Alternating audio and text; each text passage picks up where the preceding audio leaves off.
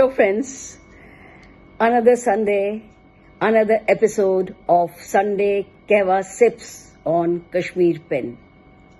Thanks Mushtaq Bala. I'm so happy when I receive positive feedback about Sunday Kehwa Sips. Last Sunday, I had insisted that all the budding writers out there should try to read the classics. I know many of us find it daunting and we crinkle our noses at the formidable task of reading the classics. But once you start reading and get the hang of how things are unfolding, you start enjoying the book. I was delighted to receive phone calls from 3 youngsters informing me that they have started reading A Tale of Two Cities and are enjoying it. That, of course, made me incredibly happy, being a great Dickens fan. In this novel, Dickens has depicted the suffering of the poor and the excesses of the aristocracy.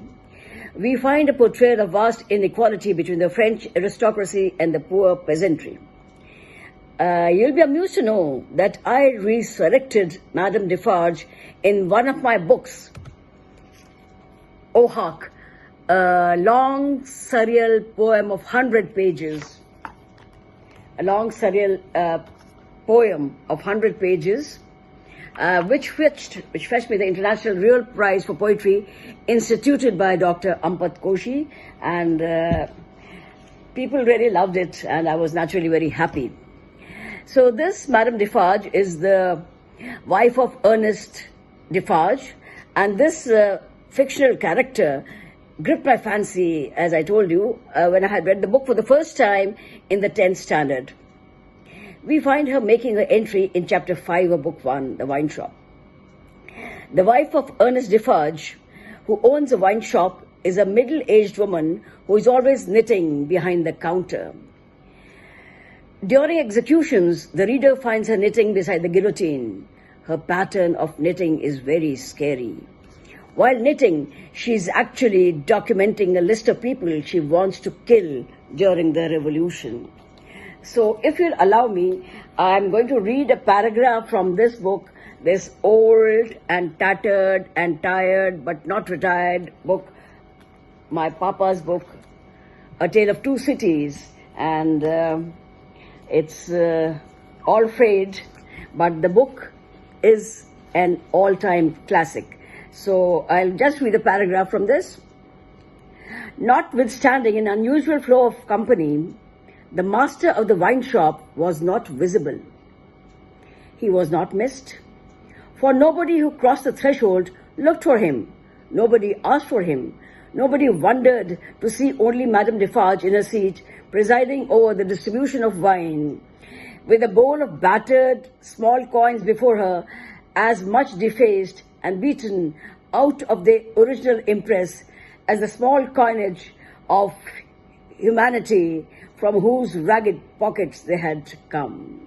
So look at the description. A suspended interest and a prevalent absence of mind were perhaps observed by the spies who looked at the wine shops as they looked in at every place, high and low, from the king's palace to the criminal's jail. So this is on page 213, and if you'll allow me, I'll also read something from O Hark, and later on I'll say here's a depiction of Madame Defarge in my book O Hark. She's knitting and forever knitting in my book also. So I'll just read a few stanzas. And I think I know you'll enjoy just a couple of stanzas. Suddenly on the scene appeared the man with 3 chins. The wiggy mean warned, you will also pay for your sins. He threw himself at the girl, an arrow stuck him on the breast. He too fell to the ground with a loud thud, hand on chest. The music from the hidden hand reached a crescendo. One woman stumbled towards the scene and stood akimbo. With a scream, another ran in helter-skelter confusion. Of the weird and the gothic, the music was now a fusion. Beating their foreheads around the man they huddled, a murder most foul, they screamed. minds muddled. Their noses they twitched when a dog started to bark. In stark fear the birds started flapping their wings, oh hark. With a crispy, crunchy cockroach and a canny crow, coupled with the insides of a stupid senile sow, crackle and fizzle, sputter and sizzle, woe, woe, with a hum and a ho to the death row, woe, woe. The three women were in a frightful frenzy now, flinging their tresses, beating their foreheads and how. Trees rustled, owls hooted, darker was the night. One love, one heart, let's get together and feel all right. So later on I'll ask you the origin of the last line. One love, one heart, let's get together and feel all right. So these are just a couple of stanzas, 3 stanzas I think, from my book, O Hark, where we get a reference to Madame Defarge. In fact, she's resurrected from A Tale of Two Cities so many years back. She was created by Charles Dickens. So thank you for listening to me, and toodaloo.